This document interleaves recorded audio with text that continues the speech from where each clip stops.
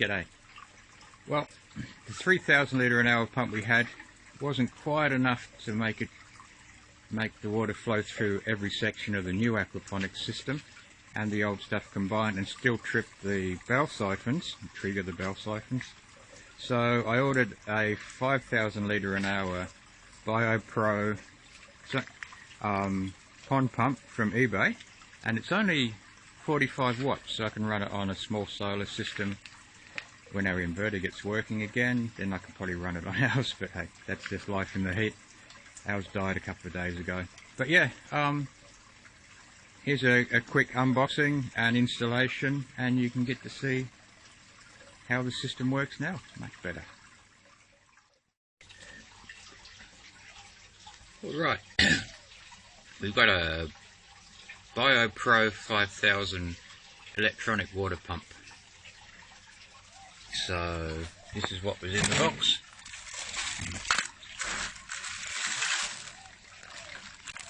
And I chose this one because it's 5,000 litres an hour, but it only runs at 45 watts, which means it's pretty good to run from the solar. So let's get it plugged in and see how we go.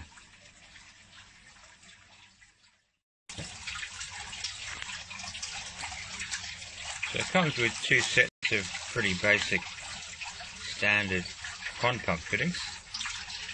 So that goes on there,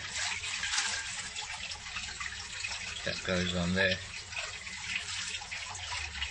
and that goes on there, and we screw it up. That's what the instructions say.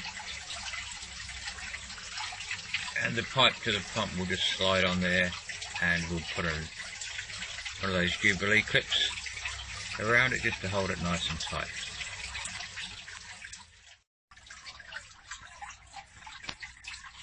Okay, another thing is that the pump's an amphibious unit, so I could have it outside and still pump. The second connector fits onto there for another hose, but because it's so hot lately, we're getting 40 degrees regularly, I think I better run it in the water as an aquatic unit. Here's the old pump, 3,000 litres an hour. This one is quite a bit smaller.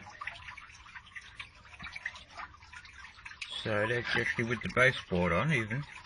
It sits a little bit lower in the tub. So that will give me just a little bit more water that I can use before you get a horrible sucking sound where the air gets sucked into it.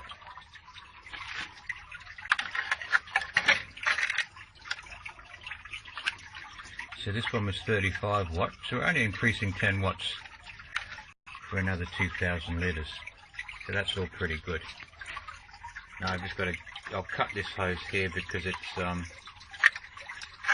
we use the heat to get it on there, the hot water, and it's kind of melted on, and then I'll just slide this clip down and tighten it up.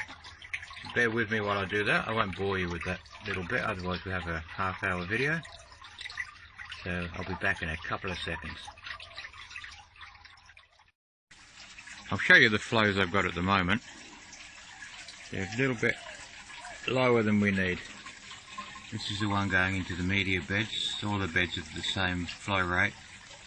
There's not enough to trigger the bell siphon, so all of the beds have been constant height beds for the last couple of weeks. We'll come around here. Let's flow into the fish tanks and the raft bed on top, and that's the flow. It's almost non-existent at the moment. That's better. That's the flow into the big plate bed that goes all the way along the back. Not quite enough to really do anything exciting. So let's see if the new pump can kick that right up.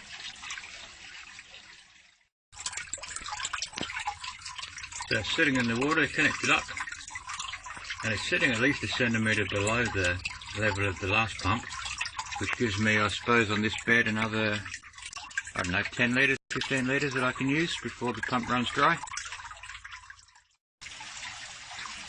Alright, it sounds a bit more vigorous. Let's have a look.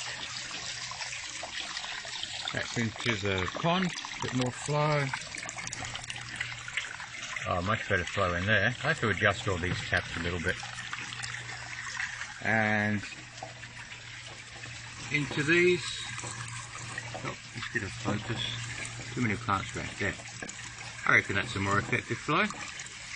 I just have to run it for a little bit and see if it trips the bell siphon. So we're nearly full. And we'll give it a couple of minutes and see what happens.